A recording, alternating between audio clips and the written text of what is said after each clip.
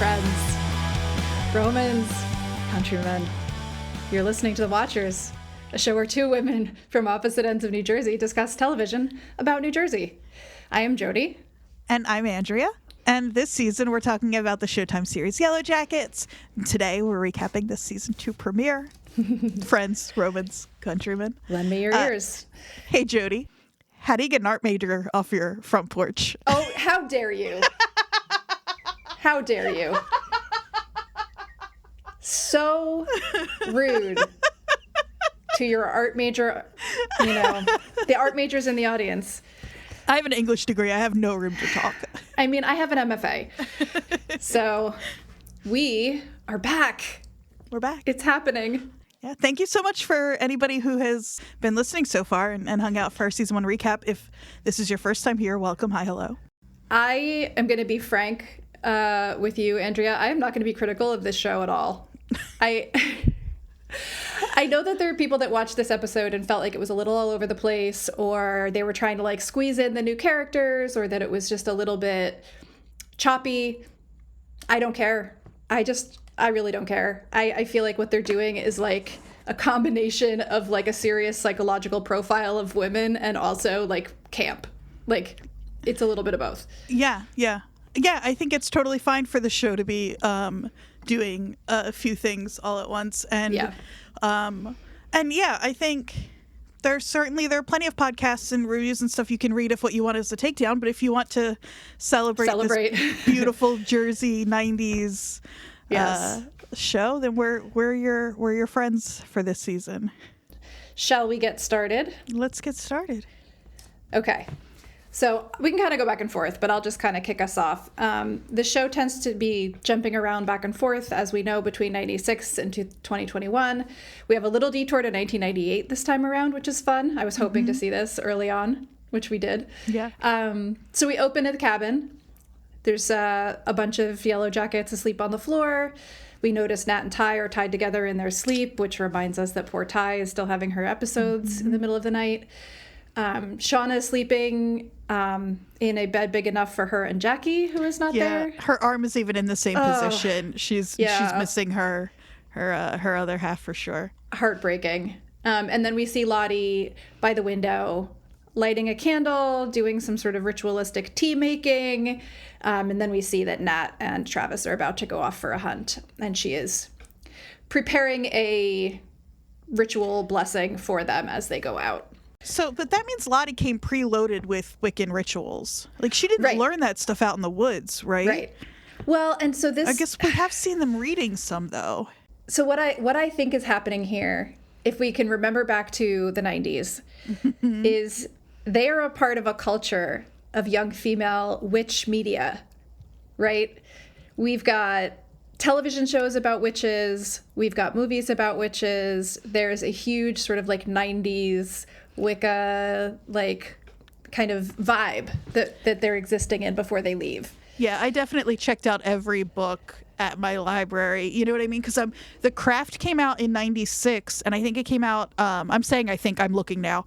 It came out in May, so they probably would have seen it. Oh, my God, yes. Right? Right before they left, literally. But so this sort of, like, female witchiness is in the air in the 90s, right? There's Sabrina the Teenage Witch, maybe came a little later.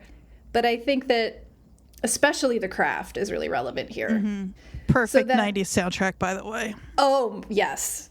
Agreed. There's also some blood ritual happening here. Lottie, like, puts her blood in the tea, and they both drink it. And we can kind of see that, like, counter to what Nat said in season 1, that like Travis didn't believe in any of that shit, we actually see that Travis seems a little more open to it than Nat does in this moment. He says thanks a lot. He seems very like appreciative of the care that she's putting in. So I'm starting to think that maybe that Nat's recollection is not as reliable as we were led to believe. So then she watches them leave, and she draws the symbol on the window. So we see that they're already using that symbol as some sort of, like, sacred ritual. Yeah, it's so interesting to see these girls and Coach start kind of making meaning out in the wilderness, because they don't know what that symbol means any more than we do. And in fact, we'll probably get to this discussion a little later. We might know even more about it at this point than they do. Who knows? We certainly have theories. And so, but whatever it means to them is what it means to them. So it almost doesn't matter where it came from. It certainly means something to them at this point already.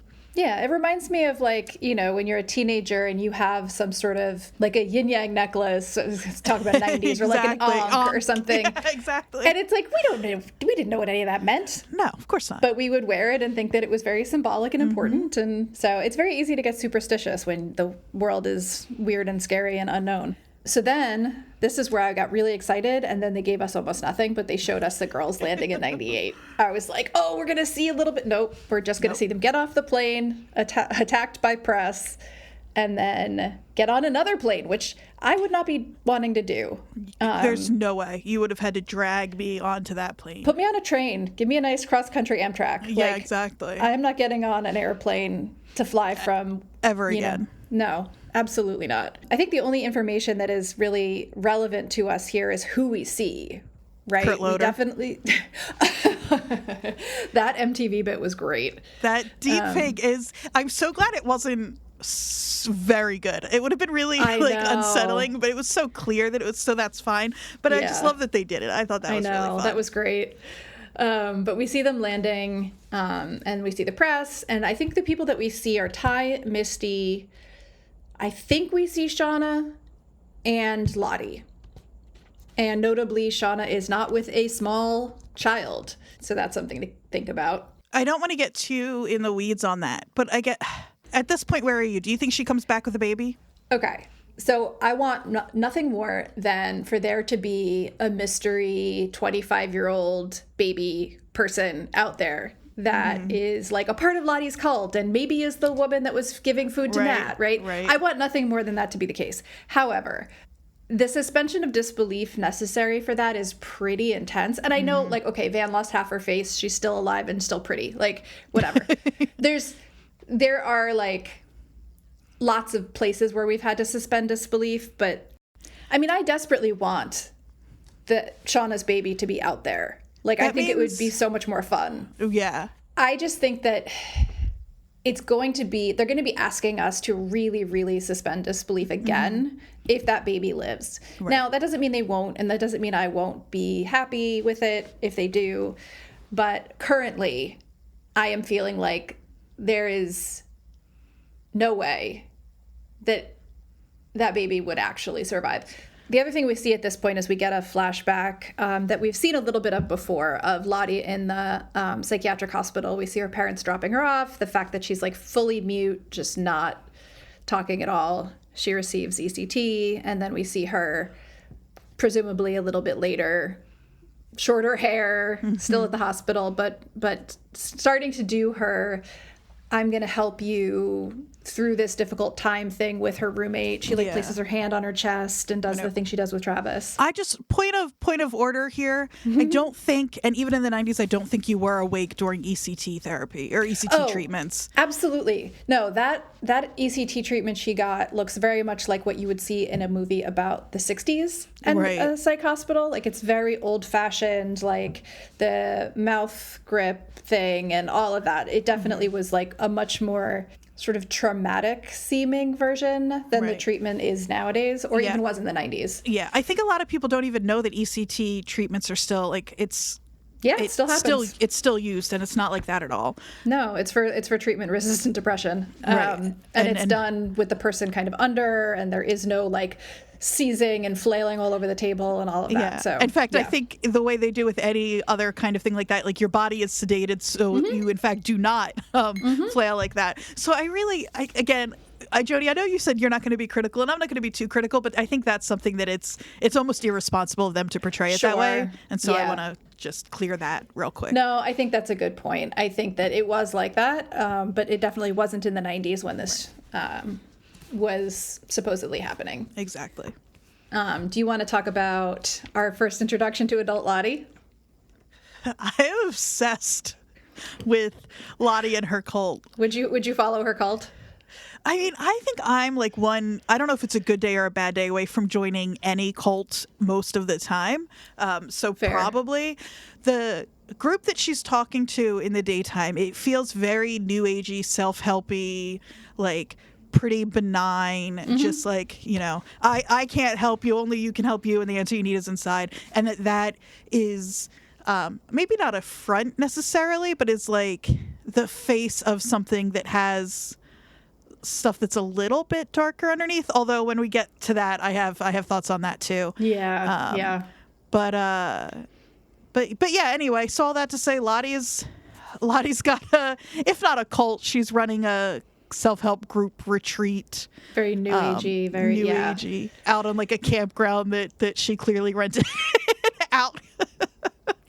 Yeah. It also, she's talking a lot about like reverting back to your primal self. And I think that is sort of the way that she's used her experience in the woods, it seems, to sell this retreat, is like, about getting in touch with your sort of elemental, like primal self. Does it feel kind of bullshitty to you? Oh, absolutely. It strikes me as very sort of, I don't know, irresponsible, actually.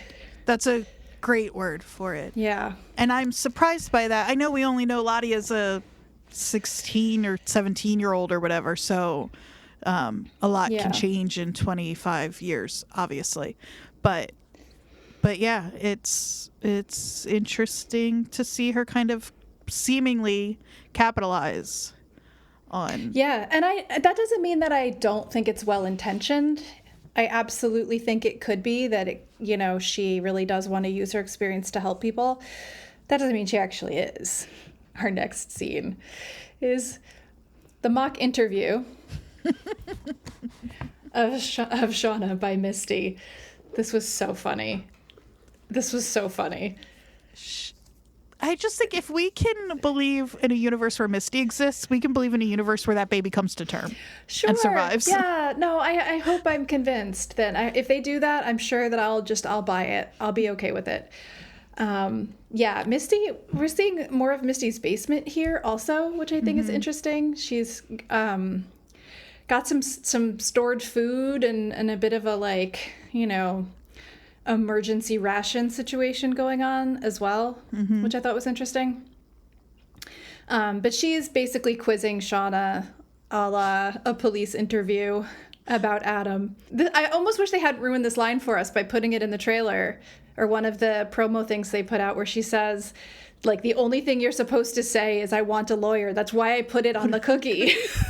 How many Yellowjackets watch parties are going to have that cookie cake from now on? Oh my God, it's such a great idea. It's so funny. God, I love Misty so much. I know. But so the whole point of this is just to remind us that Adam, basically we're picking up right where we left off at the end of season 1 in this timeline. We're about 2 months ahead in the older timeline, but in this timeline, we're basically picking right back up. They just found out Adam is missing, the press, and we're just jumping right back into it. And so we're concerned, or Misty is concerned, that there's some loose threads that Shauna has not cleaned up properly, and she's not wrong. Right. Shauna is bad at crime. Yeah. And it makes, she should be. But she's bad at this. She's really bad at it. Yeah. Yeah, Misty has the sense that they missed something. We find out what that is pretty quickly. Yeah, which is that Shauna kept all of Adam's shit. All of it. Like, literally, his keys, his license, some money, like a drawing of her that he did. She kept all of it, and she still has her journals. Like, she's bad at crime. She's not good at this. She's bad at crime, and she's bad at letting go of the past, however recent it is. She's a little bit of like a hoarder in that way. Like at least with I don't know. Absolutely. And then we go to Ty, which oh God, this was rough. Ty at the animal shelter with all the barking dogs. They're like all freaking out. Yeah, because they can sense that she's a dog killer. They're at Justice for Biscuit. And she randomly just picks any dog. Mm-hmm. She picks Steve. Poor Steve. Which is, it's funny because you can't just, if you walk in and try to adopt a dog that way, nobody's letting you leave with one unless you're a state senator. And the person phone banked for you. Exactly. Tawny's so good in this scene. She does this little twitch where you can tell she's just trying to like keep her impatience down, but also doesn't have time for this. It just needs to leave with the dog. Yes. Yeah, you can definitely see that like she's stressed. Like there's a lot going on behind the scenes with her, and she's just trying to get through this, get the dog so that her son doesn't hate her. But poor Steve, he knows. Yeah, of course he does. Steve senses that this is not, he shouldn't be going with this woman. This woman has secrets in her basement. But she does. She leaves with the dog. So poor Steve. We can only hope that Steve does not meet the same fate as poor Biscuit. And then from there, we cut back to Misty, who's, it looks like she's thinking about maybe calling Natalie. Yeah. Again, the only people she called are Natalie, Ty, and the pet shop for birds. Hello, Birdie. Which she's one of those people who's like, I don't know, he just seems off today. Like, I can't explain it. There's just... Caligula's not eating properly. Exactly. Yeah. But instead she goes and logs on to her citizen detective group. Which is just Reddit. Yeah. Oh, it's just 100%. It's yeah. Of course. Yeah. We see this is where our first introduction. I mean, we have to assume. I mean, we know it's him because we get a voiceover. Mm-hmm. But this is where we get our first glimpse, I guess, of Walter. Screen name: Putting the Sick in Forensics. Perfect. Yeah, he's on to them. Yeah. This is also the moment where we have a little Jersey Easter egg that made me quite happy. Did you notice that one of the posts in the thread above Walter's was about the Parsippany poisoner? No, is that like the Gibbsboro ghoul? It is. Parsippany's a real place. Yes, that I knew. Of course you did. Yeah, I knew Parsippany was real. But it says, the Parsippany poisoner, what are the cops missing? I love it. I like the idea that there are enough unsolved crimes in New Jersey alone that Citizen Detective is just Jersey based. Yeah. But so he says, like, it wasn't even that hard. Like, right. He's basically like, don't worry about how I figured it out, but basically mail fraud. Yeah. Well, I think it was bank records. He got the bank records, and then he sees the purchases, right? He sees like normal purchases, and then all of a sudden there is mini golf and lingerie and like fancy dinners, and he's like, oh, clearly he's got a new girlfriend. It's the girlfriend. Yeah, I mean, obviously you don't even have to be good at. Yeah, I just think like the fact that the police aren't at Shauna's house yet is. Yeah, I mean, she's been out in public with him a lot. Yeah, they weren't hiding it. So, but yeah, so she's reading his post and starts to freak out a little bit about it, understandably. Says he's grasping at straws, I believe, even though she knows that he's not. Well, she's talking to Caligula when she says that. Yeah. And then we jump back to Shauna's house. Callie and her boyfriend Kyle are sitting on the couch watching an old episode of The Challenge, which I thought was funny. Yeah, I love that. It's an odd choice, though, because... I don't know. We don't need to really get into the challenge, I guess, of this episode. But I do think that it's like, that's a show that I think of as like being pretty nostalgic, but it's still going on. It's in its like 38th season. I know. But that was not a new episode that she was watching either. That episode was from like a decade ago. Yeah, that was Johnny Bananas. It's like the backpack. Yeah. Bananas backpack. Yeah. I don't know if this is something I'll keep in, but I do feel like I should mention that Johnny is famous for taking all of the money in the season he won against. It's like him and his teammate made it to the end, they won, and it was up to the two of them to decide, like, you could either share the money or you could do some underhanded shit and keep all of the winnings from your teammate, and he kept all of the winnings from his teammate, who's Sarah Rice, and I produced 2 of her podcasts. So this is a crossover for me that is very fun. That's really funny. And so it's a weird thing for them to be watching, for sure. That's what I really thought. Like, again, I'm getting like way too lost about it to even be considering why, but it is just a weird. Yeah.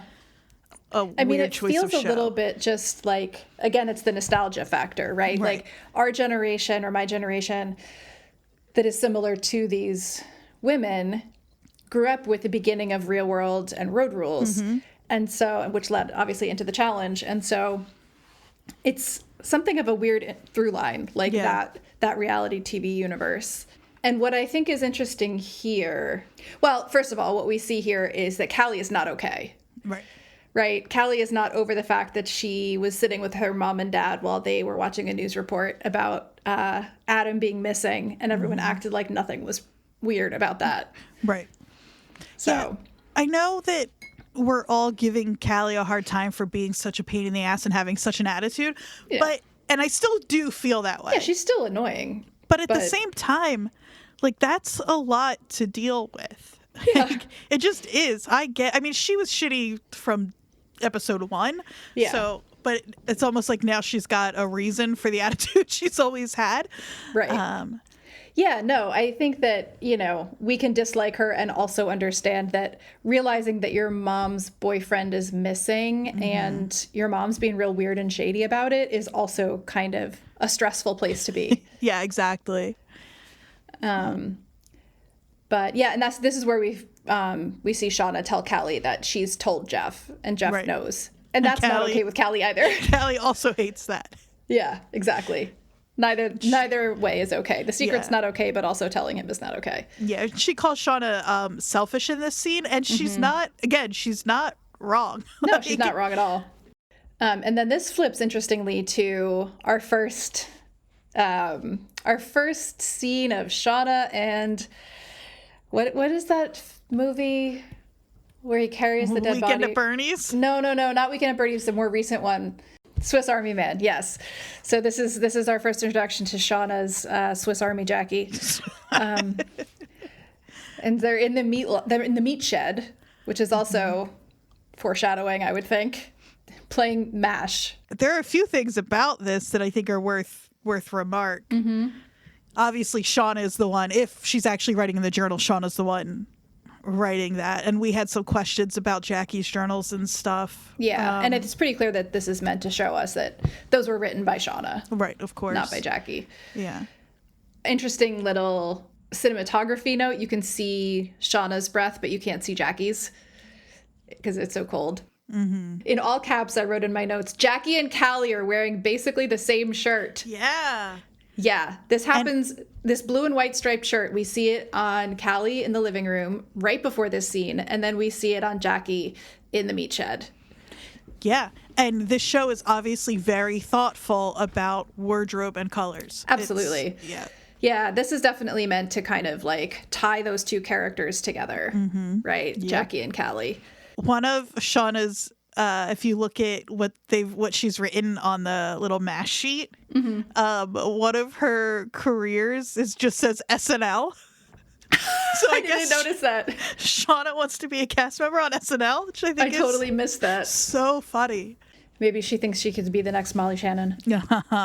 I totally missed that. It's funny because it's like, the way you play MASH, I have to assume our listeners know, but you pick however many that you actually want, and then one that's like the one you definitely don't want, that's like the one you hope you don't land on. Her jobs are artist, SNL, politician, I think it says, and mom. And that's the one she doesn't want. Of course, and it's the one she gets. Yes. And I think that that's kind of part of what the scene is pointing out to us is like, everything that Shauna didn't want to be her life is now her life. And it's also sort of the life that she had expected Jackie to have. Yeah, absolutely. The like staying in New Jersey, going to Rutgers, getting married to some Jersey guy, having kids, being, a stay-at-home mom, which is a noble profession. That's right. It's a noble profession. So then we go to Van and Ty back at the cabin, and this is where Ty notices that the rope that they're tying themselves together with at night is starting to irritate Van's wrist, and she starts to feel really guilty about it. We also find out here that the rest of our team is seemingly pretty aware of what's going on with Shauna. They're like making comments about how long she's been out in the meat shed. I think it's Mari who says with dead ass Jackie. Yes. We're getting to know Mari a bit better. I'm not sure I like her anymore, but we're getting to know her a bit better. That was a good comment, though. She's out there with dead ass Jackie. Dead ass Jackie. Yeah. Yeah, the red shirts here get a lot more airtime. I think they're gonna make us connect with them, so when they eat them, we care a little bit. Sure. Yeah. Although I don't know, I might not be sad when they eat Crystal. Oh, I like Crystal. She's fine. But honestly, I am not the person that you can just hum around. She would be the first one I personally would eat. Just so she would stop singing. Plenty of bear rations. Doesn't matter. You're like, doesn't matter. Nope. She's still singing. She's singing show tunes. She needs to go.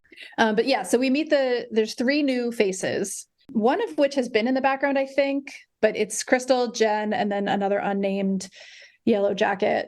And we're kind of set up to see Crystal as like maybe Misty's new companion, at least for now, until Misty decides that she's done with her. Yeah.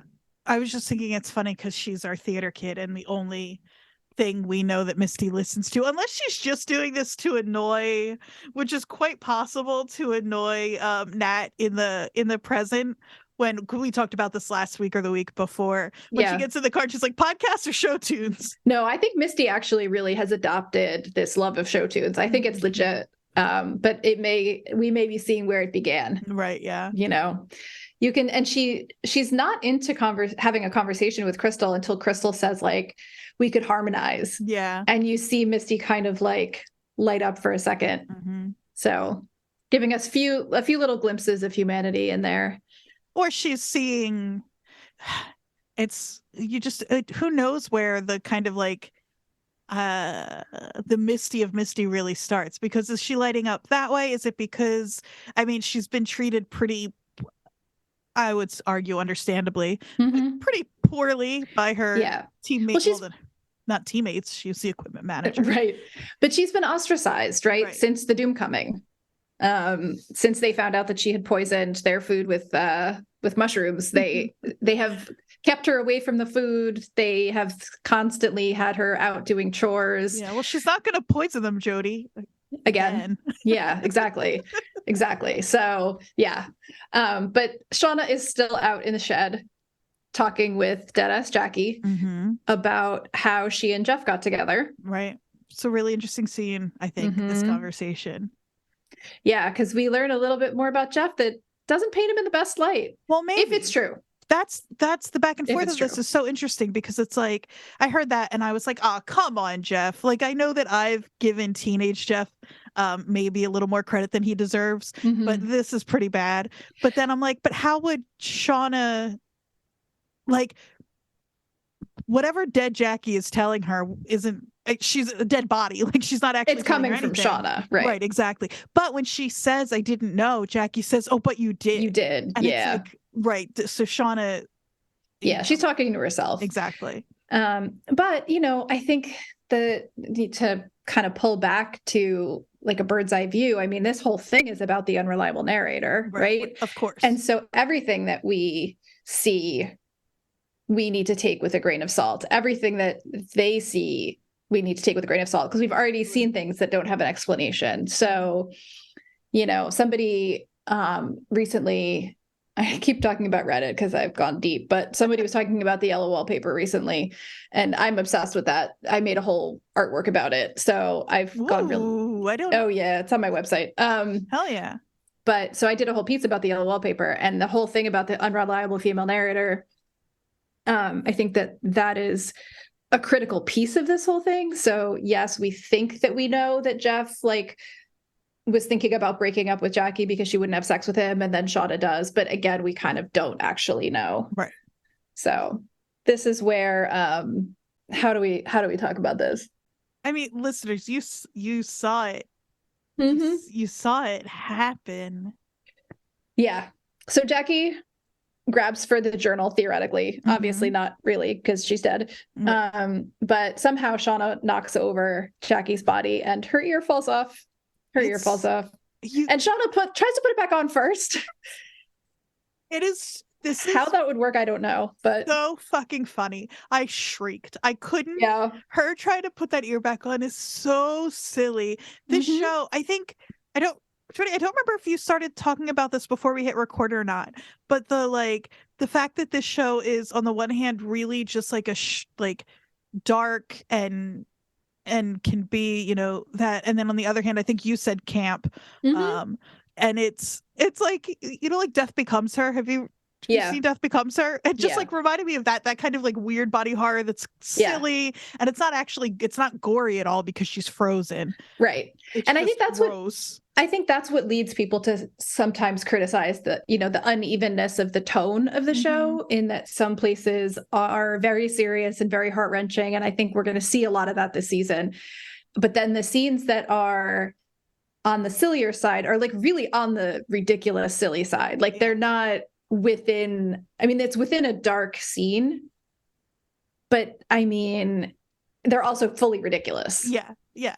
I feel, I don't know if maybe we've pushed away from this kind of show, like that kind of tone, but I think that like, I don't know, as much as I talk about Lost, I could also talk about Buffy just as much. And there are a few things in this episode, but like shows, not that the show is like Buffy, but there are plenty of shows where like I go from, especially back in the like late 90s, early 2000s, from laughing at something really stupid to crying my eyes out over a show. Like, I think it's totally, I don't know. I don't find it uneven. No. And honestly, I wouldn't be able to watch this show without that, because I am not a person who enjoys horror at all, or gore. I can't anymore. I don't know what it is. My stomach is just weak. I'm a baby about it. But the humorous moments away from Jersey for too long. It's made you soft. It's made me weak. Yeah. But that said, those moments being so silly, it does kind of remind me of something like Heathers, which we talked about before, where it's this super serious topic. Like he's killing these people and faking their suicides, and like they blow up the school and all this crazy stuff happens. And it's a funny movie. Right. Like it is actually legitimately funny. So I do think that tone that people are thinking of as quote unquote uneven has something to Serial Mom. Do you remember Serial Mom? Like, yeah, it's just like, I don't know. This is really born of a genre that that absolutely existed. Even if we don't see as much of it anymore. Yeah, it's a little bit of a throwback to a certain style of TV show and movie that was really prominent at that time. Yeah. So suck on Shauna that, naysayers. Yeah. Unless you're some of our listeners, we love you and respect. We love you anyway. Yes. So Shauna pockets the ear. Like you do. If you can't put it back on, just throw it in your pocket for later. She really stuck it in her pocket. Yep. I had Alanis Morissette going on in my head when that happened. Got one ear in your pocket. Yeah, exactly. But then she goes back in with the quote unquote bear meat, which I think at this point is still bear meat, but I think this is some foreshadowing also that she's the one handling all the meat and she's taking bits of Jackie. Like, she's our butcher. Yeah. So, but she walks in with a tray of meat and says there's not a lot left. They're going to have to ration. I think she might be too possessive of Jackie to share Jackie meat with other people, though I'm sure we'll have more deaths on the horizon. Because there's definitely sort of this feeling that it would be easy to see her start to replace the bear meat with Jackie meat with nobody really knowing, because she's the one doing the butchering. But that's an interesting thought, because she is sort of like, I think we're led to believe that at the very end, what she does with that ear is part hunger, but is also partly to kind of consume Jackie. Oh, absolutely. To like make her a part of her. So that's interesting to think about her being like selfish with that.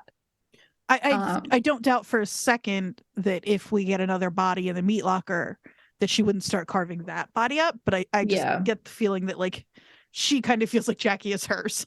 If anyone's going to eat Jackie, it's going to be her. Exactly. That's right. Yeah. That's interesting. So then we flip to adult Shauna, and this is where we see that she is a terrible criminal. She still has all that shit in her safe. Oh my God. Yeah. And this is where she figures out, finally, that as an artist, Adam would have a studio. A studio. In Hoboken, which nobody can afford a fucking studio in Hoboken in 2021. That's the most insane thing I've ever heard. But there's some art-specific things that I have issues with, and that's one of them. Hoboken Art Studio? Are you kidding me? Maybe it's too expensive. Maybe it's like a I don't even know. I have no made it look like an old warehouse that like they were kind of inhabiting. That's like that old warehouse has long been turned into like $1 million condos. That doesn't exist anymore. Maybe in the 90s. You think maybe it's outside Hoboken and they're just calling it Hoboken? No, because there is nowhere within 20 miles of Hoboken, maybe more, where there's a warehouse building that has not been turned into condos. But so she and Jeff go to Adam's studio. Is it getting too, am I getting too granular here to talk about chicken nugget department? Jeff is so stupid. Love it. He's just so stupid, Jodie. How do we have a man so stupid on this show? He's the best. He's selling 6 pieces like it's his job. Yeah. He sold 3 living room sets and a sectional. So this is the thing. I also find it very interesting that after Shauna has sacrificed Adam, suddenly his business is picking up. Oh, shit. He's doing well again. Yeah. He was about to close. He was having all sorts of trouble fighting off the big box stores. And now all of a sudden he's just murdering, so to speak. Yeah. Interesting. Yeah. I don't know. I'm definitely getting a little conspiratorial here, but she also explains that she thinks the studio is near the Jolly Hitcher. And recently there was an episode of a different podcast that you're involved with called Beautiful Anonymous, where he talked to a person from New Jersey who was talking about Johnny A's hitching post. Oh, funny. And I was like, I wonder, because it's like a go-go bar. And I was like, huh. I thought it was a play on Molly Pitcher. Right, which I also could see. But yeah, I don't know. It stuck in my brain because he was making it sound like the Jolly Hitcher was like a bar that was kind of seedy, because he was like, oh, did you go there with him? Yeah. And she was like, no, I never went. And I was like, huh. So yeah, I don't totally know. Random. They're going to go to the studio. But in the meantime, we see poor Sammy coming out of his elementary school, sees his mom, and mom got him a dog. And he's so happy. I had totally forgotten for some reason when Simone came up and was like freaking out at her. It like took me a minute to be like, oh yeah, she just saw. Yeah. I'm surprised she didn't call the cops. Right? Like, I know that she's worried about her wife and it's her wife and blah, blah, blah. But I just think that like that is a violent crime. Yeah. Yeah. Well, we talked between us like last year or whenever it was, it feels like a year ago when we started looking at the show, about how I think we were both convinced that there's no way that Simone is actually from New Jersey, because she would not have crawled into that basement. Yeah, no, absolutely not. Like, we know that basements are bad places in New Jersey. That's right. That's where John List lives. So there's no way she would have gone in that basement if she was actually from New Jersey. So maybe she just, I don't know. The fact that she didn't call the cops, though, is insane. But yeah. So she freaks out when she sees Ty with a dog. Why didn't she also take the dog? I don't know. 100% I would have taken the kid and the dog. There's no way. Like, it is. And you I know don't leave the dog with Ty. Yeah, no. And I know that she's scared and stressed and doesn't really know what to do, but it is an odd, her reaction there is really doesn't make much sense to me. Yeah, she threatens to go to the press, and I think that the reason for that obviously is because she thinks that's the only thing that Ty is gonna really respond to at this point. She might be right. Maybe, but I think that she is seeing it as Ty caring more about her career than the family, and not really seeing, I don't think Simone knows anything about the dark part of Ty's life in the woods. It doesn't strike me as a relationship that has ever been at that level of honesty. Mm-hmm. And so I don't think that Simone has any idea of how, I mean, she has some idea. She saw that dog's head, but like that this is not just her having some sort of psychotic break in 2021, but this is like a history. That's a really good point. Yeah. You know, so I don't know, but it just seemed like her reaction and the threat to go to the press made it seem like she thinks that Ty is more concerned with her political career and is like having a weird mental break and not necessarily seeing the whole picture. Right. Yeah, when you put it that way, I think you're probably right. Yeah, it's sad. Yeah, so now we see Nat and Travis. there are hunters, and now they're like our trackers too, because Travis is really trying to find Javi. I was shocked to realize that they still hadn't found this poor kid.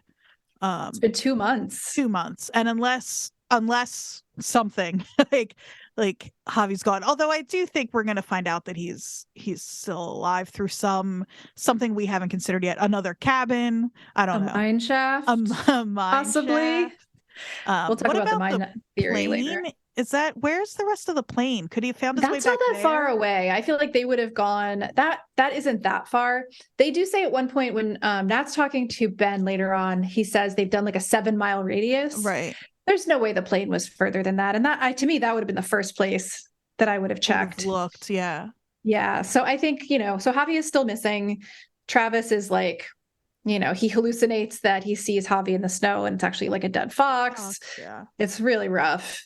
And Nat is marking trees with these like red ties, which I think is going to come back to us later on. She's sort of mapping the area as they do this, right? Which I think is going to be super important going forward. We also see later she's literally mapping it. She's like drawing out the chunks that they've covered, and they're kind of compiling it in Ben's still has his own bedroom, which I think is really little vestige of the adult teen relationship. Yeah, he still has his own room. He deserves it though. He does, but I'm surprised they're letting him have his own room still. Yeah, that's true. This kind of stuff I'm like, I don't know, I read Hatchet when I was a kid, and I think that if you read Hatchet and loved it when you were a kid, this kind of stuff, the little stuff of them figuring out how to survive and like the marking with the red ties and all of stuff that like it's not skills they learned in Jersey. They're just like learning how to survive out there, and I think it's really cool to see that happen. But how did you get home when you were lost in the woods when you were a child? Very funny to think I spent any time in the woods. Oh God. Unless Parvin State Park counts, which is the cabin that I'm in right now. And I'm in Paramus Park Mall. That's pretty fitting. I like both of us were like, let's pick a background where we feel comfortable and at home. And I pick a cabin in the Jersey woods, and you pick a North Jersey mall at Christmas time. Yeah, Paramus Park Mall at Christmas in the 90s. This is like when our therapists have us do visualizations, and they're like, a peaceful place. Yeah, find the place you feel safe. Exactly. Yeah. You're at a Spencer's in Paramus. Yeah, basically. Okay, so back to Yellowjackets. The next thing we see is Nat. Not Nat. We see Misty looking for Nat because she's starting to realize that like Nat hasn't answered her calls. Something's not right. So she goes to the hotel where Nat was staying and meets Larry. Larry's not having it. He does not want to tell her anything. We're drinking out of a Z100 mug. Again, North Jersey. If we're trying to place the show, Z100 means nothing to me. Yeah. So. Yeah, Z100 and WPLJ were our 2 radio stations growing up. And there were a couple of others, but those were the big ones when I was little. Yeah. And eventually she does get him to tell her that Nat took off in the middle of the night with and left cash. Well, yeah, it's funny because he acts like he's going to be a really hard one to crack. Yeah. And then all it takes is just... She sits down. Yeah, Misty's like, I'm going to be annoying. And he's like, he's like, forget got me. Yeah. Yeah, that was all it took. He didn't crack with her knowing his social security number. It was just the threat of her not leaving. Yeah, I would bet that that's a man who's like not too worried about his like credit being you know, taken or anything. Yeah. She says she has an abnormally large bladder, and I bet my life that that's by design. That Misty was like, I want to be able to like do like stakeouts and like she's like trained herself. Yeah, exactly. Yeah. She's like worked on that. Yeah, it's like how like swimmers work on holding their breath underwater. Exactly. She's worked on holding her urine so she can wait out people for information. Like 100%, I believe that. I believe it too. But this is where we got Shauna and Jeff in Adam's studio. That's right, because the coexist bumper sticker. That's how she knows it's his. Yep. And so they're in this like industrial hallway. Again, Hoboken does not have affordable art studios. And we hear garbage playing. Number One Crush. This was one of the needle drops where I was like, oh my God, this is perfect. So good. Garbage, who we've been hoping for. Already. It's just they just picked a different song. Yeah, and I'm actually surprised this song hadn't come up with us before, because this was such an iconic song by them. Yeah. And this is where Jeff makes fun of art majors everywhere and loses a few points in my estimation of him. What if Shauna had flipped the lights on at that studio and it was just full of beige pottery? What would you have done? That would have been a very, very difficult moment for me, because I'm very committed to this show, but I don't know that I could have stomached that. And that's how he's affording his Hoboken studios all of his beige pots, very expensive beige pots. All the Watcher. Yeah, no, thank you. What is in there? So he is clearly either the fastest painter in the entire world, or has been watching Shauna for longer than we know he has. How do we have a sense? I know we have a sense for, not do we have a sense for. We have a sense for how long the two of them were involved. It wasn't that long. But no. Is it weeks? Is it months? I feel like, and I am saying this with very little actual factual basis, I could go back and try to figure it out, but it can't be more than a month. Right? I think it's less than that. Yeah. Yeah. In my head, it's like a couple of pretty intense weeks. Yeah, I think so too. And so the fact that he has covered his studio with drawings and sketches and paintings of Shauna is like full on stalker behavior. Some of them are Jersey Devil rug big. That's impressive. And why neither Jeff nor Shauna are surprised by that. Yeah, although Jeff does seem a little bit like, it does take him back a minute, because you can see him kind of registering that this was more serious in some way. Well, I think that's what he sees. I don't think either of them think, oh, Adam was either an obsessive. Right. I mean, either way, he was an obsessive, it seems. And either he was one who's been, like you said, watching Shauna, or was spending every waking moment that he wasn't with her painting her. Both are crazy and terrifying. Now I'm ready now I'm like, maybe Shauna did the right thing. Because that is a lot. I know. And I know that the creators have said over and over, we think that Adam was probably just, a sweet guy who fell for Shauna. But I'm starting to think that after all of the off season, with people kind of coming up with conspiracy theories about Adam and the mountain tattoo, I just think that there's more there that we're finding out slowly. Yeah. Well, and I keep coming back to that time where he was like, let's go to my friend's cabin in the Poconos. Excuse me? Really? Yeah. That's what you tell someone that was in a plane crash and stranded in the woods for 19 months? Mm-hmm. I don't think so. No. This is where we get a really sort of unexpected sex scene with Jeff and Shauna. Yeah. And while looking at a painting of a bloody face, there's so much in this scene is perplexing to me. Yeah. And it's just because the thing that Shauna does there, where she's like, I used to think about you with another, and it would scare me, but it would also turn me on, blah, blah, blah. Right. And I'm kind of part of me is I think I don't get the feeling that Shauna ever considered the possibility of Jeff ever being with another woman. I just don't think that was even a thought in her mind until she started cheating on him. You know what I mean? And because she did think he was having an affair then. She did think he was having an affair, yeah. But I think that was very new to her. I just think that I think she's trying to distract him here. I definitely agree with that. But I also do think that there is a part of Shauna that deep down is still also dealing with being the sidekick to Jackie in a weird way. And so, she does ask him in the episode, I think in season 1, where they're at Jackie's parents' house, do you wish that I was Jackie or something like that? It's not exactly that, but it's if Jackie hadn't died, blah, blah, blah. And so I do think there's a part of her that does have some insecurities, but I do completely agree that in this moment, she is just sort of expressing her power over Jeff a little bit. She has seen that he's going to stick with her, and she's trying to kind of distract him, bring him back to her. And I think starting to really enjoy this freedom that she's giving herself a little bit at a time of being very transgressive, when all this time she's been the quiet housewife. My biggest thing was the painting that they're looking at while they're having sex is assumed to be Shauna, but like with a weird bloody face. She's got but that looks like Nat to me. I mean, not Nat. I'm sorry. That looks like Van to me. Yeah, I thought the exact same thing. It looks like Van's face after the wolf attack. Mm-hmm. Whether it's just supposed to give us the feeling of that, you know what I mean, so that we're reminded whatever, or to kind of, I don't know. You'd have to have some intimate knowledge of what happened out there to get even the wounds so exact. Yeah. So it's strange. I don't know. It's definitely ambiguous. Like, it could be coincidence that there are other paintings and drawings that do vaguely resemble other people involved in the story. Or it could be that he's much more knowledgeable about their story and about their past than he's let on. I don't know. But either way, they've got to do something about those paintings.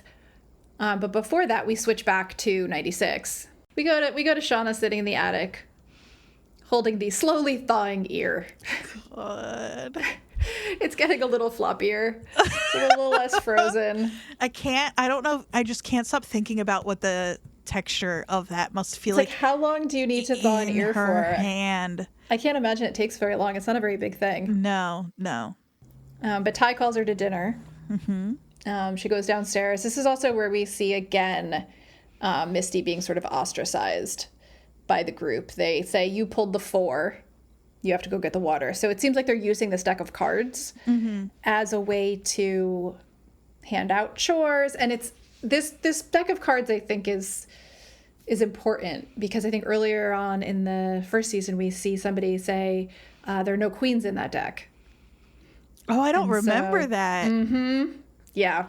I was reminded of this recently. Yeah, the deck of cards, somebody early on said there's no queens in that deck, and now they're using it as like you pull this card, you get this job kind of thing. And so like there's some speculation, like, you know, are they pulling cards later on to decide who's gonna be hunted, right, etc.? Is that something that this cabin has a past with? Because like, where did those cards go? Yeah. And obviously, like with the whole thing with the Antler Queen, and with this being like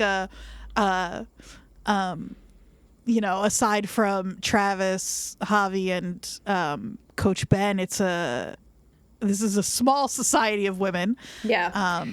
And in one of the promo art that they just released, there is a queen card on the sort of like armature of sticks and antlers and stuff behind adult Van. Oh, I missed that as well. Yeah. There's also a flash in one of the, I don't know if it's in the scenes from the season or in the intro, but there's also a scene with a couple of playing cards that are queens. The queen has his eyes kind of scratched out. So I think that that deck of cards is going to be important. I love it. Yeah. I love stuff like this. Yep. This is also where we see kind of Mari's mean side coming out again. This, if you're inclined to believe that Mari is Pit Girl, this is not going to dissuade you of that, because you see sort of her picking on Misty. And in that opening scene at the end, we do see Misty's the only identifiable person in the like original episode 1, season 1 cannibalism scene. So I wouldn't be mean to Misty, and expect to not have repercussions at some point. I mean, we've seen that for adult Misty for sure. Like, yeah. So is that where we cut back from there back to the studio? Yeah, we go from Mari being mean to Misty and Ty asking Shauna if she's okay, and then we flip back to the art studio with Shauna and Jeff post whatever ended up happening. Somebody was speculating online that they didn't actually succeed. But either way, Shauna hands him turpentine, and then he pours it on the canvas, and she like rubs out her own face. How long would it take to get rid of the paintings on all of these canvases using turpentine? Not that short of a period of time. Okay. I don't think that this is the smartest thing to do. No. He says, okay, we can't take them out of here. It'll be too noticeable. But canvas can be removed from stretchers and rolled up. And like, instead of carrying out giant canvases. Right. And also there's all the sketches. Like, did they take those too? Like, there's this is not to me the most normal way. Although at first when she picked up the can of turpentine, I thought it was she was gonna like light a fire. Yeah, me too. I was like, well, I mean, if they're heavy, it seems like heavy concrete walls. It's not the worst idea.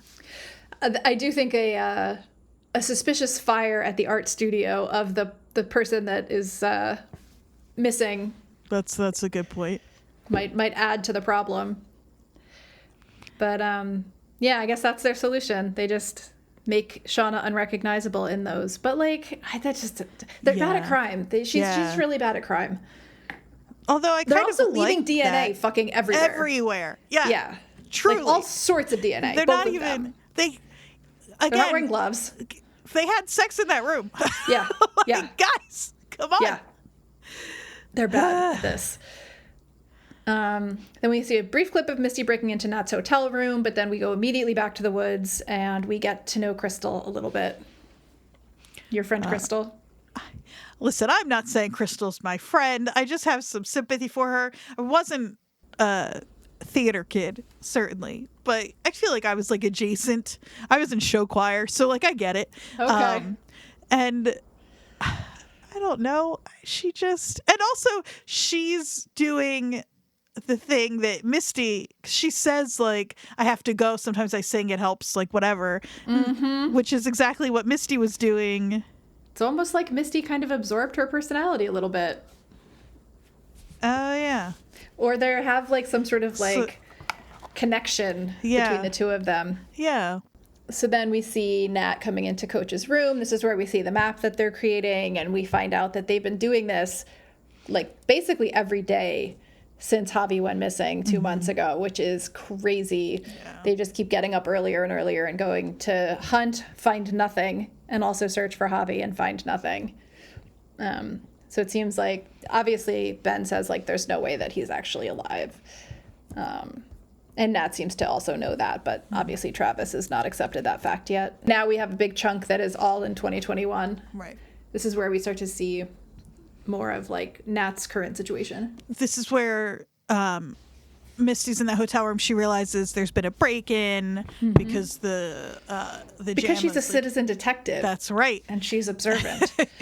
And you can tell that it's been repaired and painted over, and she finds some little splinters, and she notices a camera, which means she's going to have to go find that footage, and she'll get that however she gets it. Yeah, and then we go right from there. We see where Nat's been taken. She's tied up in a cabin. I like the idea that it's Parvin State Park. This cabin that I'm in right now looks enough like... It sure does. What if you zoomed in and there's carvings all over it. Listeners, head over to our Instagram. I'll make sure to share a little bit of this at least.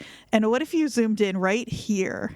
That was the symbol. Yeah, you zoomed in real close and it was the symbol in there. All that to say,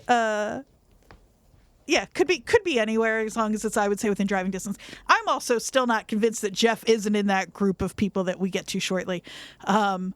Anything's possible. Anything's possible. But yeah, so we see Nat's tied up in a cabin. A young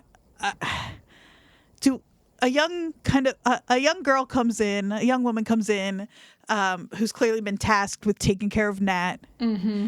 About how old would you say this girl is? She looks approximately 25. About 25 years old? Yeah, 24, 25. That's what I would have said as well.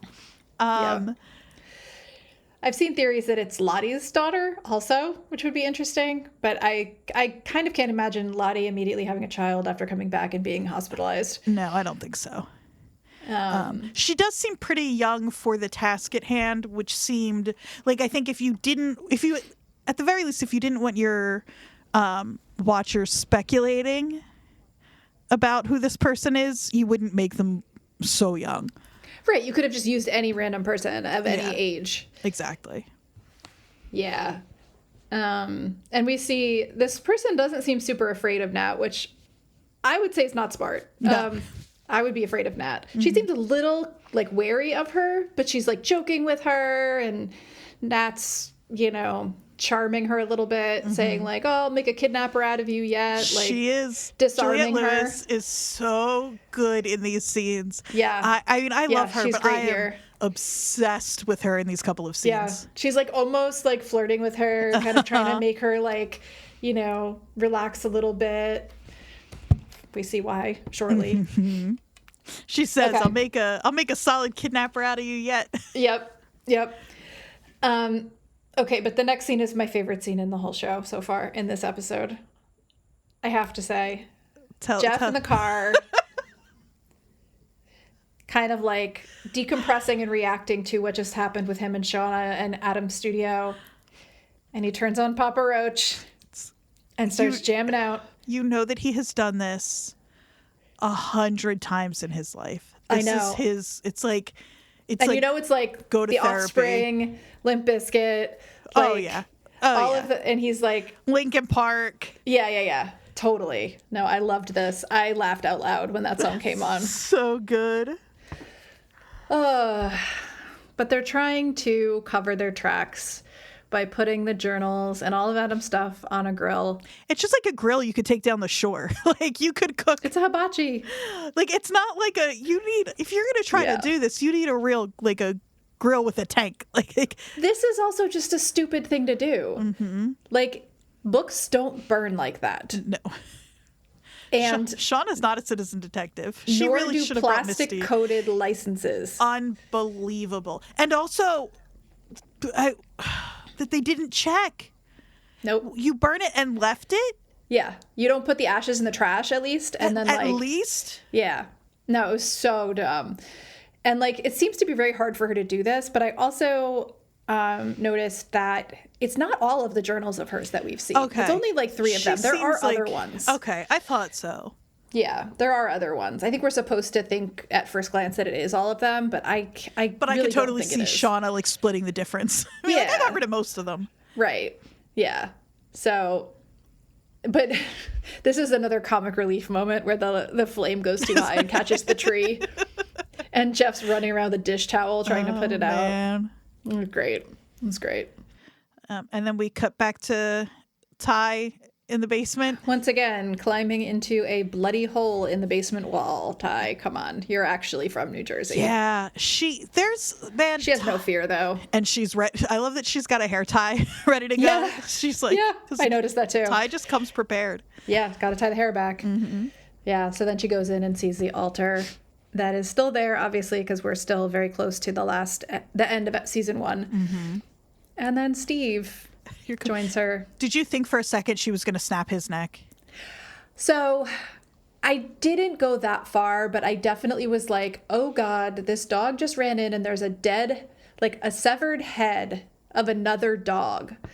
Like that can't, like, I don't know how. I've never had a dog. I've only had cats. Mm-hmm. I've always wanted a dog. I'm not a dog person. But, like, Steve's got to know. Steve knows. Steve's got to be able to smell dead dog in that house. Right. That's what I'm saying. So the fact that Steve ran in there and, like, she picks him up and is like, I won't make this mistake again. And you see Steve's face. Like, I know the internet has made memes aplenty of it. But, however, that dog's expression that's the best actor we've got on the show. Yeah. Like, he just tells you everything you need to know. That dog is good at his job. Mm-hmm. Yep. But the thing about that scene is, so she sees it and before Steve comes running in, she puts her hands together and it's almost as if in prayer for about half a second. And then she shifts and she buries her face in her hands and she has a little understandable kind of meltdown there. She doesn't look surprised at all. That's the sad, thing is, but not surprised. She doesn't look, I can't tell if this is the first time she's realizing that she has seen this particular shrine or not. But it doesn't seem like has never been responsible for something like it, at least. Oh, yeah. Yeah. No, this is a sort of like look of recognition, I think. Do you think, I mean, I don't know a ton about like sleepwalking and sleep disorders. Well, I'm a huge Mike Birbiglia fan, so I feel like I know more than the average person. Yeah. This seems pretty complex to do totally in your sleep. Yeah. Well, climbing trees is also hard to do in your sleep too, but Pacey is whining in his sleep. He's doing the little yips.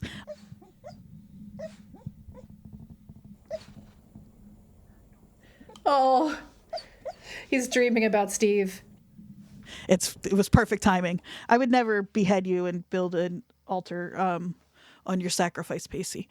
So yeah, it definitely seems like she is sad that she has done this, but also not surprised. Exactly. Yeah. How though then? How could she have done it without? How could she have done this particular one without knowing? So I think we get a little hint of that though very shortly when we see the Ty and Van sleeping in the cabin. Ty is like, when she wakes up and is like kind of making out with Van but not awake, like she's in some sort of fugue state. Like it's this weird, like she can do all the things. It is a little Mike Birbiglia, right? Like she can do basically anything she can do awake in her sleep and not know it because her body doesn't shut off when she falls asleep. Like maybe she has what Mike Birbiglia has. I mean, except like but with she animal would have sacrifice. had to have like pulled that grate off, built a little altar. Yeah. Birbiglia jumped out a window. Then he woke up. Yes. It's a lot of force to cut a dog. Like, it just seems like a lot of steps. If all of that stuff were in the same room with her, right? Like maybe, but it's just like I don't know. This is the hill you're going to die on with believability. Here's what I think is that if we're going to believe this, then Shauna's baby can survive. Sure. Well, that's exactly what I mean is like there's plenty of other places that you have to suspend disbelief for it to make sense. I think she certainly has a history of doing things like this, and maybe even if just out in the woods. I don't know that she's like, every month like building a shrine in her basement. But Sammy says that there's a bad one, and he's seen her. So I got the impression that was pretty new, though. That he didn't grow up with. Right. I think this is something Ty, and like the way sleepwalking works, Ty's sleepwalking is brought on by stress. And she's at a highly stressful time in her life.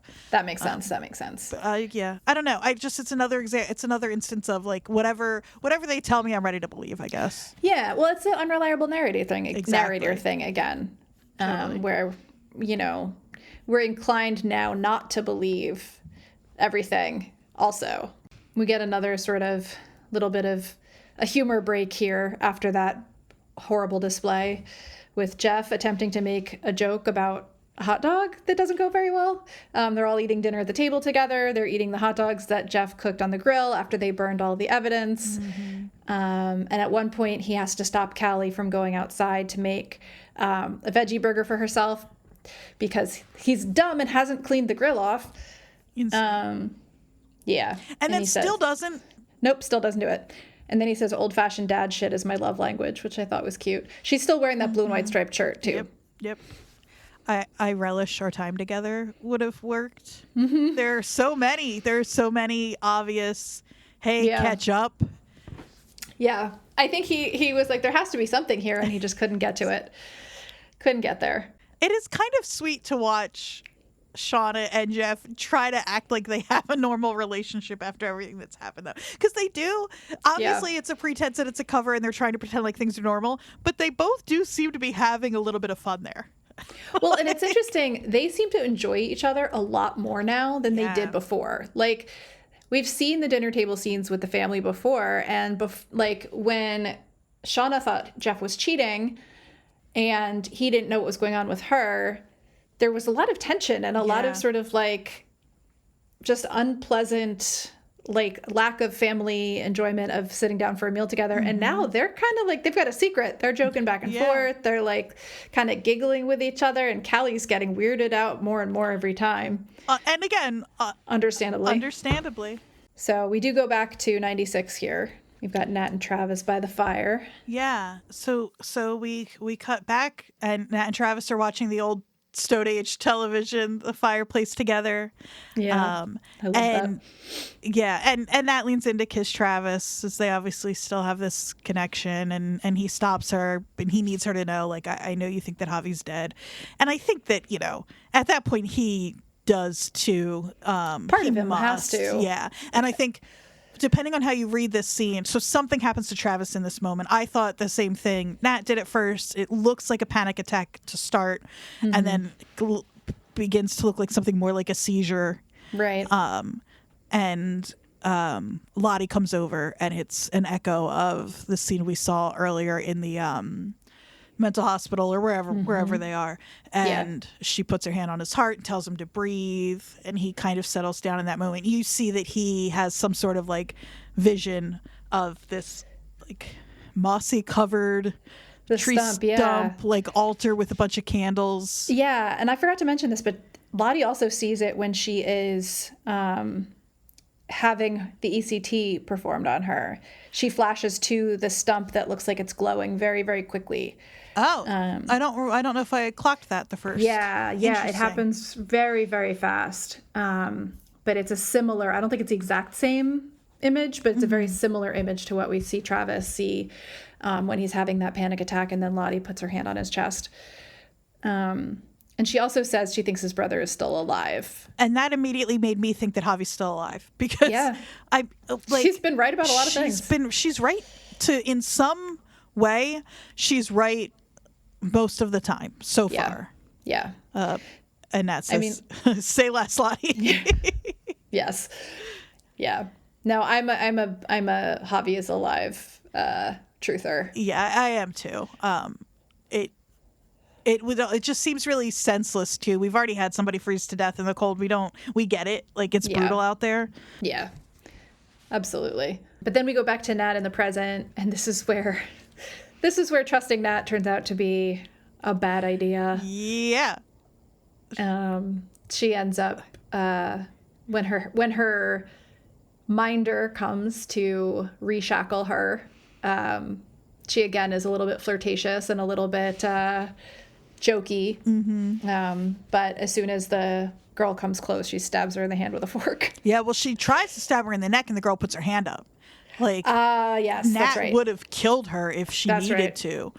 Which I'm like, yeah, I mean, yeah. You're being kidnapped. I mean, I get it.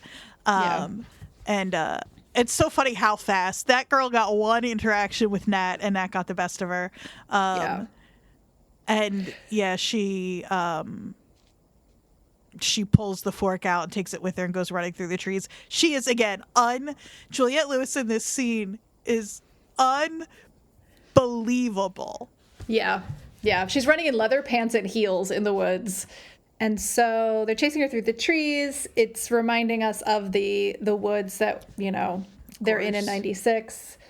But then we go back to the cabin and we see Ty and Van sleeping, tied together. Again, Van is snoring, which wakes up Ty. Doesn't really wake up Ty. Wakes her up to a point of a fugue state, sleepwalking, whatever we're calling it. And she goes to kiss Van and then ends up like biting her kind of violently. Yeah, enough. She draws a lot of blood. It's not just like... Yeah.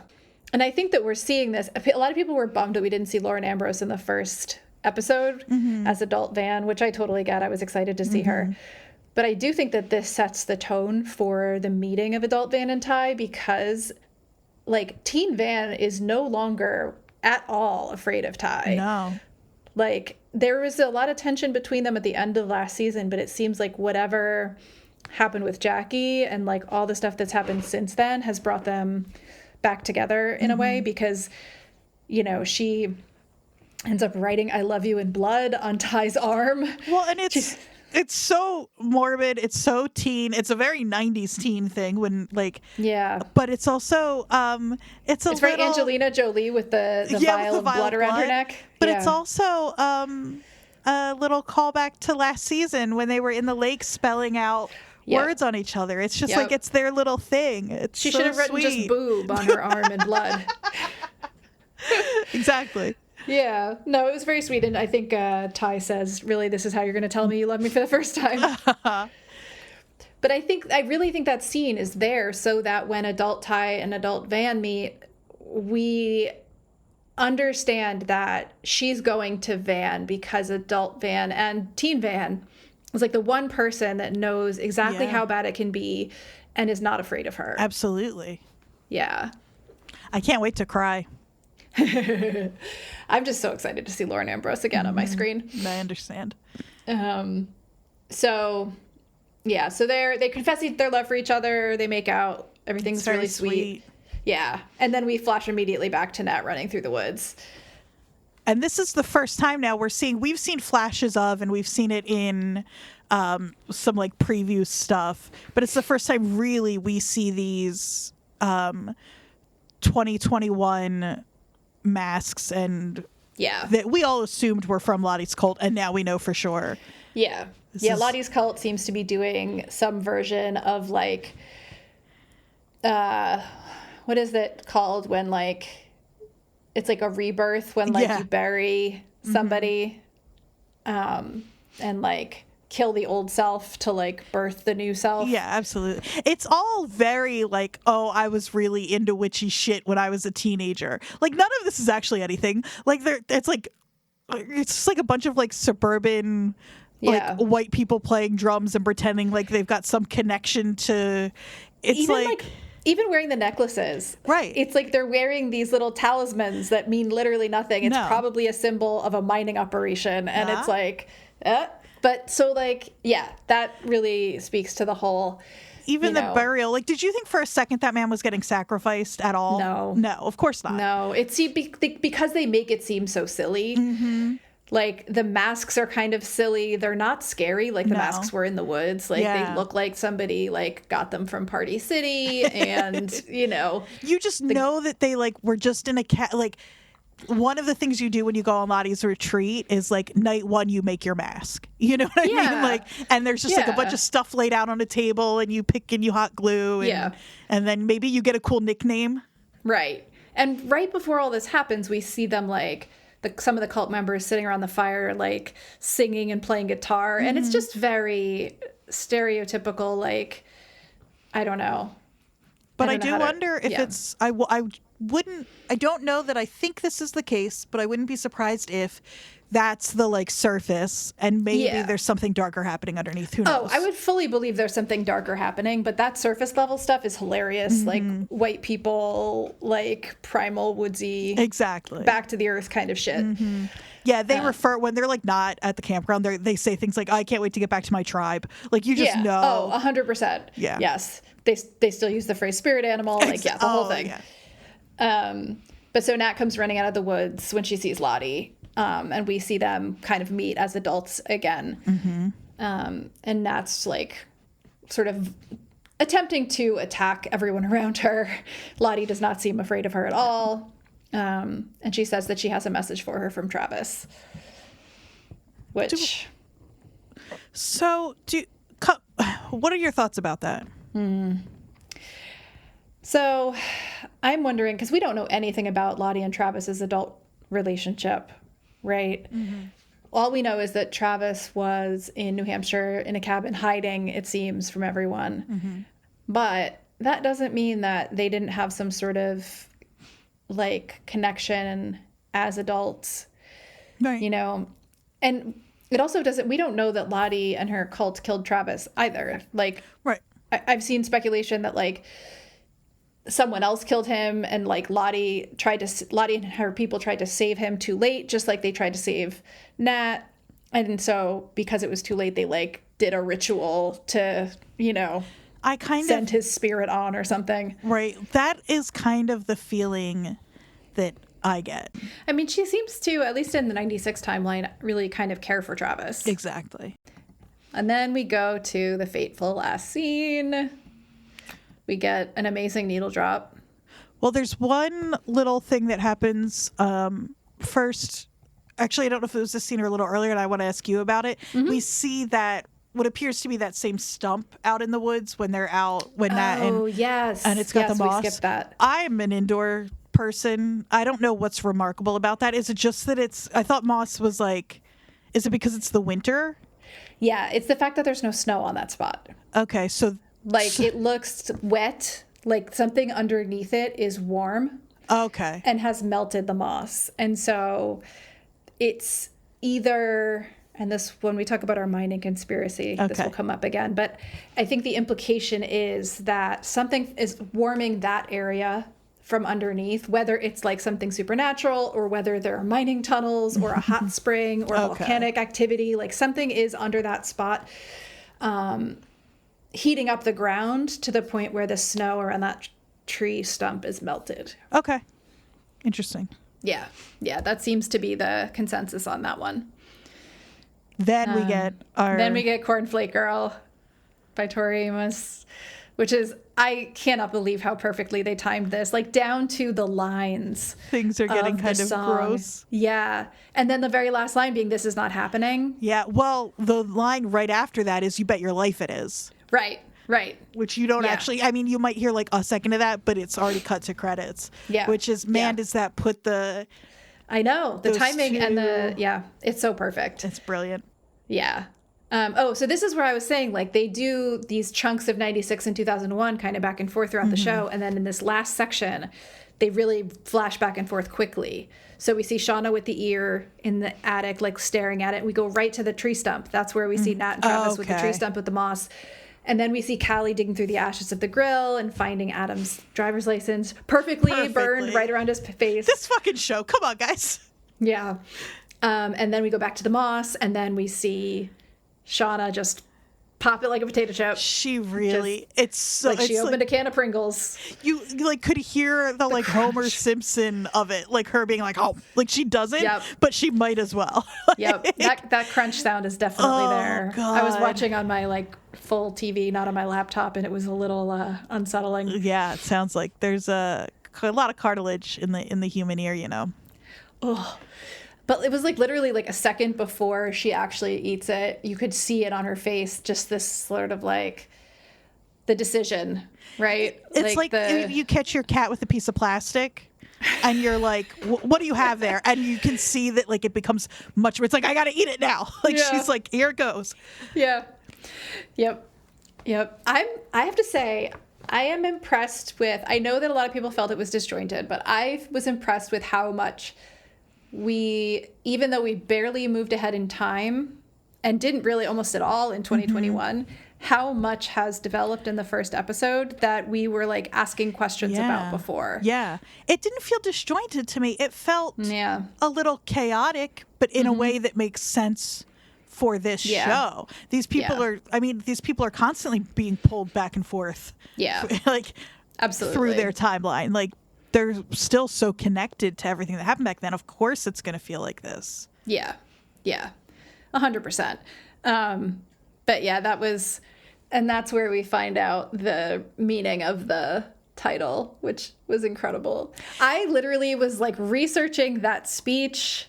I'm going to drop in right here. So a little behind the scenes, listeners, Jodie and I talked about this title when we first got this information. I made no sense during that conversation, though.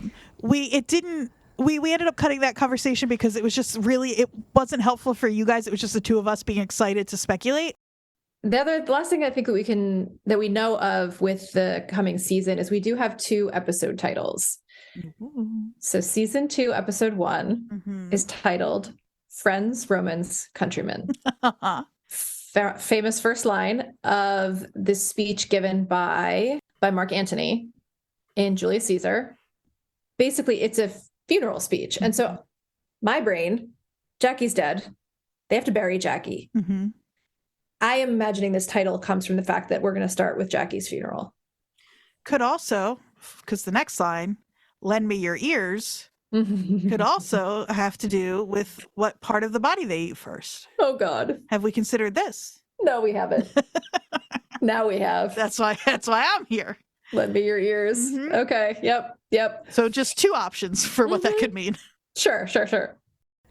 I will say, see, this is the thing about this show. It's like, when you say camp, like the silliest thing you could do is call an episode Friends, Romans, Countrymen, when the next line is lend me your ears, and Shauna eats Jackie's ear.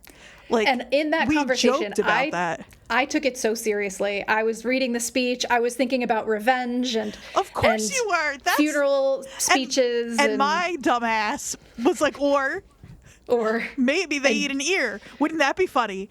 And this fucking show. This is why we record these things to prove you that you were right. Well, I mean, this is why you need a Jodie and an Andrea on your podcast. You need 25 pages of notes, and you need Yellowjackets written down once or 3 times on a piece of paper. And you need, because you're also right, though. Yeah, but, it would never have occurred. I mean, I guess it might have occurred to me, but I remember you saying that and being like, oh, ha, ha, ha. I was 100% joking. I didn't expect us to see anybody consume any human flesh, even if this isn't real. I mean, it's cannibalism definitionally, but this isn't the kind of cannibalism we've been waiting for in this show. Well, the ear fell off. She didn't cut it. Exactly. And it was an accident-ish. Yeah, right. And I think that, although the thing about cannibalism, right, is that we think of it as, I say we, as in, the when we consume our friends, but we think of it as this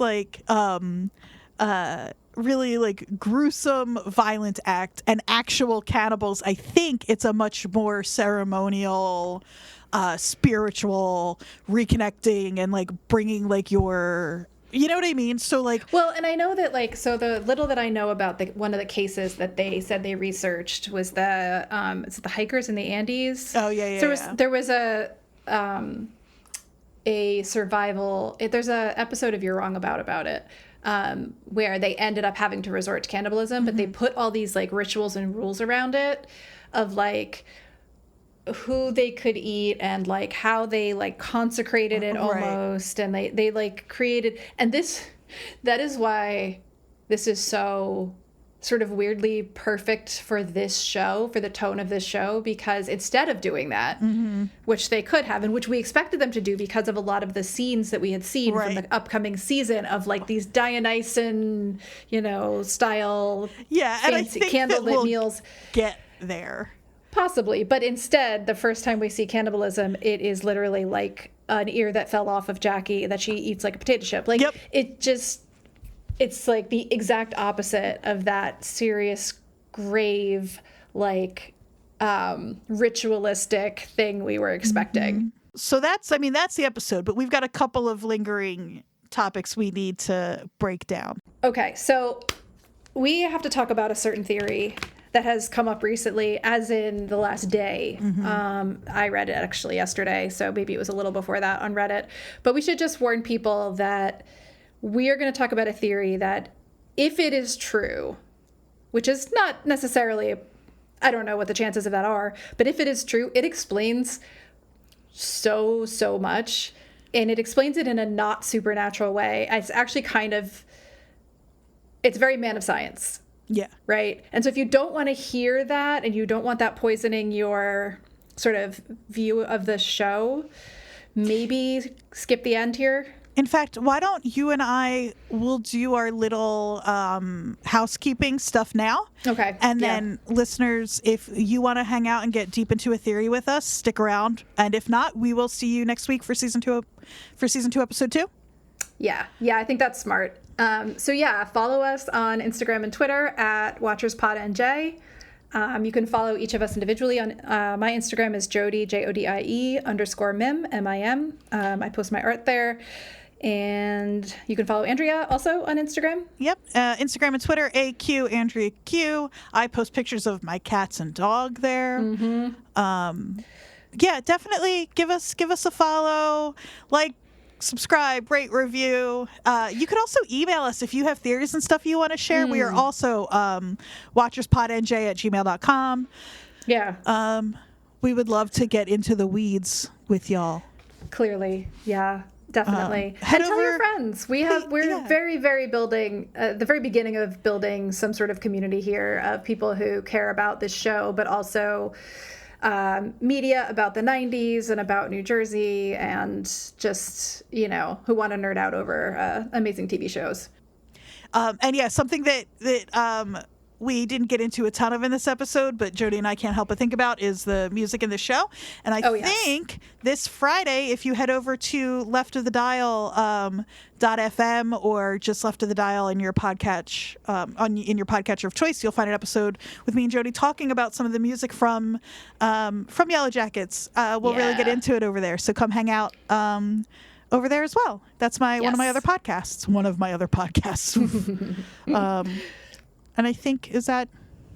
I think that's good. I think we should say goodbye, and we'll see you in the woods, and we'll talk about our little theory here before we go for real. Beautiful. All right. So, if you're still with us. Hi, hello. Hi, hello. Okay. I'm pulling up a file because I want to give full credit. This is not my theory. Reddit is a wild place, and this is fascinating. This is a fascinating theory that also ends up with weird ties to New Jersey. So this is posted by Just a Guy in Queens. So shout out to Just a Guy in Queens. I used to live in Queens. Appreciate you. He talks about a theory that the cabin is at the site of an illegal mining operation. And so this is not a new idea, the general idea that this is like the river of blood was red because of mining runoff. There's been lots of sort of hints around this, but this gets very specific. And he says, just quoting the post, he says, this all centers on cinnabar, oxidized mercury that is used in a number of industrial processes and whose mining is highly regulated, leading to a booming black market for artisanal mining. And so he says that this explains the symbol, right? Because there are sort of alchemical links in that symbol, including one for crystal. It could reference where the tunnels are, like the mining tunnels and the mine shafts. And then he also says that if you know anything, so basically cinnabar occurs in crystal form, and the process of refining them to liquid mercury gives a similarly bright red liquid that would look like a whole lot like blood and water to someone who didn't otherwise know. And this is where it gets really interesting. He says, refining cinnabar makes for toxic mercury runoff, and one of the main symptoms of mercury poisoning is so-called Mad Hatter syndrome, resulting in irritability, excitability, excessive shyness, and insomnia, with long-term exposure causing mental confusion, emotional disturbances, and muscular weaknesses. It causes similar symptoms in animals, especially predators. The bear is where my mind went. And then the final thing he says here is, let's see, where did it go? So what if the girls are actually suffering from a low-level mercury poisoning, both from direct exposure or from eating meat from the bear? It would explain both the immediate reactions while they're stranded and some of the longer-term effects, especially in Thai when they return. I think it might be a theory that ties a lot of these strands together. I am so into this theory. I actually kind of hope it's not true because I want it to be less obvious, like less tidy than this. It is so tidy that I would almost think it were lazy of the showrunners if this were what the show was. If it was just, because then this is just a show. It was mercury poisoning the whole time. Exactly. Yeah. I love this as a fan theory that we can kind of chase the threads of and have a good time with. And even if the writers, even if Bart and Ashley, even if Bart and Ashley have this in the back of their head, but don't ever say, but we don't ever find, you know what I mean? Like, yeah, this is just how they're helping to like tell their own story for themselves. I would be fine with that. There's just so many interesting little connections here. Like, so there are cinnabar mines in the area of British Columbia where they likely crashed. There is a lot of mining up there, including this specific kind of mining. I spent a little time on YouTube today watching people exploring abandoned mines. Like, there's a lot of visual similarity between the tunnel that Lottie is in with the candles and an underground mining tunnel. That looks very much like what that could be. It would also explain where Javi went, if he found a tunnel that he could stay warm in, if there were rations, if there were provisions. I know we're kind of getting towards lost territory here also, but it would just account for a lot of things, including the symbol, including Javi staying alive, including the river of blood, including just so much. The bear, like, you know, kind of not attacking Lottie. There's just a lot that kind of gets to that I find really fascinating. Absolutely. And then I found the tie to New Jersey, and I got really excited. Lay it on us. Because if y'all are sticking around past that first hour, you're here for it. So let's hear it, Jodie. So I don't think that the tie to New Jersey necessarily means anything for the show, but I was Googling I was on like the Wikipedia page for like mercury poisoning or something. I don't know. My Google searches Who knows is how you getting got a little there. scary. But what I found was that, and let me find, I took a screenshot of the Wikipedia post and sent it to you. So the sort of shorthand name for mercury poisoning is Mad Hatter syndrome or Mad Hatter disease, right? And that comes from the fact that the process of felting wool for hats used to use mercury vapor. And so people that worked as hat makers would often end up with mercury poisoning. And this was mainly documented. I'm going to pull up the article again. This was mainly documented or primarily for the first time documented in New Jersey in the Newark area. Sorry, Newark. This article on Wikipedia talks about the hatters of New Jersey. In 1860, at a time when the hat-making industry in towns such as Newark, Orange, and Bloomfield was growing rapidly, a physician from Orange named J. Addison Freeman published an article titled Mercurial Disease Among Hatters in the Transactions of the Medical Society of New Jersey, and it was a groundbreaking clinical account of the effects of chronic mercury poisoning in the workforce. So this ended up leading to some changes in the way that these industries were regulated. My take is this. If the entire Yellowjackets story is really just a group of women, a girls' soccer team, flying across the country just to be a part of an environmental disaster, it's kind of appropriate. It's pretty Jersey. Yeah, I mean, famously, many of us grew up near or on Superfund sites. The history of toxic industry in New Jersey is pretty rich. And if anybody is primed to survive, spending a year and a half on top of some sort of typically inhospitable, it's gonna be some girls from Jersey. Yeah. So yeah. I hope this isn't actually the full explanation for everything, but at the same time, there is something very poetic about a group of Jersey girls crashing in the wilderness just to survive an environmental disaster, very reminiscent of the state in which they grew up. Exactly. We love our state, but we also understand that we've all driven past the smokestacks in Elizabeth. Exactly. And we know there's more beyond that. I think the girls were properly insulated before they even got to. Yeah. Yeah. And it says, just to wrap up the Mad Hatter thing, it says in the United States, the mercury-based process continued to be adopted until as late as 1941, when it was abandoned mainly due to the wartime needs for heavy metal and the manufacture of detonators. Much of the 20th century, mercury poisoning remained common in the U.S. hat-making industries, including those located in Danbury, Connecticut, giving rise to the expression the Danbury Shakes. Oh, interesting. Yeah, so we'll have to watch and see if our Yellowjackets start getting the shakes and other sort of signs of mercury poisoning. It's really interesting. Yes. This is my favorite stuff, is this stuff. Because there were so many times on Lost where I was like, oh, we cracked it. I know. And then, so who knows? Yeah, I really do think that this, I hope it's not the only explanation, because it's a little bit it's too pat. Yeah. But I love how many things it answers.